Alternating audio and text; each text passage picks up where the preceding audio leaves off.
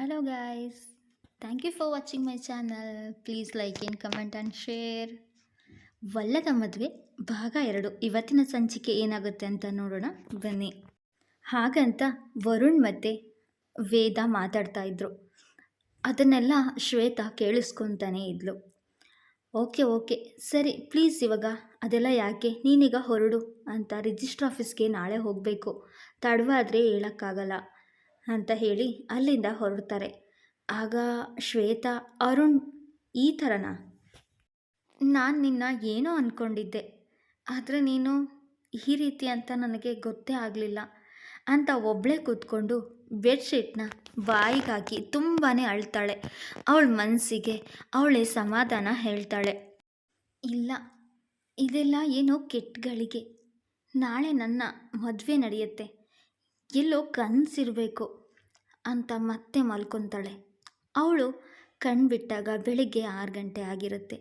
ನೋಡಿದಾಗ ರೂಮಲ್ಲಿ ಯಾರೂ ಕೂಡ ಇರೋದಿಲ್ಲ. ಅಯ್ಯೋ, ನಾನೆಂಥ ದಡ್ಡಿ, ಕನಸು ಕಂಡಿದ್ದೆ ಅನಿಸುತ್ತೆ. ಈಗ ಬೇಗ ರೆಡಿಯಾಗಬೇಕು, ರಿಜಿಸ್ಟರ್ ಆಫೀಸ್ಗೆ ಹೋಗಬೇಕು. ಅರುಣ್ ಕೂಡ ಅಲ್ಲಿ ಬಂದು ಕಾಯ್ತಾ ಇರ್ತಾನೆ, ರೆಡಿಯಾಗಿ ಬೇಗನೆ ರಿಜಿಸ್ಟರ್ ಮ್ಯಾರೇಜ್ ಆಗಬೇಕು ಹಾಗಂತ ಹೇಳಿ ಬೇಗನೆ ರಿಜಿಸ್ಟರ್ ಆಫೀಸ್ಗೆ ಹೋಗ್ತಾಳೆ. 7 ಗಂಟೆಯಿಂದ 10 ಗಂಟೆ ಆದರೂ ಕೂಡ ಅರುಣ್ ಅಲ್ಲಿಗೆ ಬರೋದೇ ಇಲ್ಲ. ಶ್ವೇತನಿಗೆ ಗಾಬರಿ ಆಗುತ್ತೆ. ಅರುಣ್ಗೆ ಕಾಲ್ ಮಾಡ್ತಾಳೆ, ಆದರೆ ಅವನು ಕಾಲ್ ಪಿಕ್ ಮಾಡಲ್ಲ. ಶ್ವೇತಾ PA ಆದ ಅನಿತಾ ಅಲ್ಲಿಗೆ ಬರ್ತಾಳೆ, ಕ್ಲೋಸ್ ಫ್ರೆಂಡ್ ಕೂಡ ಆಗಿರ್ತಾಳೆ.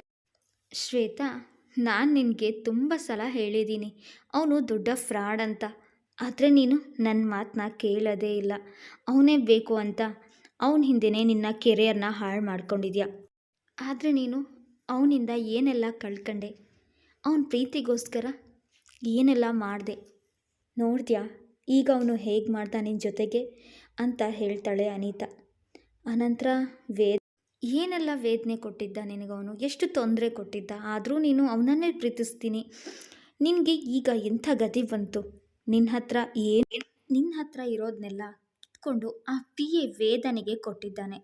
ಆದರೂ ಕೂಡ ನೀನು ಅವನ ಪ್ರೀತಿಗೋಸ್ಕರ ಫ್ಯಾಮಿಲಿ ಕಳ್ಕೊಂಡೆ, ನಿನ್ನ ಕೆರಿಯರ್ನ ಕಳ್ಕೊಂಡೆ, ಈಗ ರೋಡಲ್ಲಿ ನಿಂತಿದ್ಯಾ, ಇನ್ನೇನು ಮಾಡಬೇಕು ಈಗ, ಮುಂದಿನ ಜೀವನ ಹೇಗೆ ಅಂತ ಅವಳನ್ನು ಅನಿತಾ ಕೇಳ್ತಾಳೆ. ಆಗ ಅವಳು ಅಲ್ಲೇ ಕುಸ್ದು ಬಿದ್ದಾಗ ಅವಳಿಗೆ ಸಮಾಧಾನ ಮಾಡ್ತಾ ಅನಿತಾ ಕೂಡ ಜೊತೆಯಲ್ಲಿ ಅಳ್ತಾಳೆ. ಈ ಕತೆ ಇಷ್ಟ ಆದರೆ ದಯವಿಟ್ಟು ಲೈಕ್ ಮಾಡಿ, ಕಮೆಂಟ್ ಮಾಡಿ ಹಾಗೂ ಸಬ್ಸ್ಕ್ರೈಬ್ ಮಾಡ್ಕೊಳ್ಳಿ. ಪ್ಲೀಸ್ ನನ್ನನ್ನು ಇನ್ನಷ್ಟು ಅತಿ ಹೆಚ್ಚಿನ ಸಂಖ್ಯೆಯಲ್ಲಿ ಕಥೆನ ಓದಬೇಕು ಅಂತಿದ್ರೆ ಪ್ರತಿಲಿಪಿಯಲ್ಲಿ ನನ್ನನ್ನು ಹಿಂಬಾಲಿಸಿ.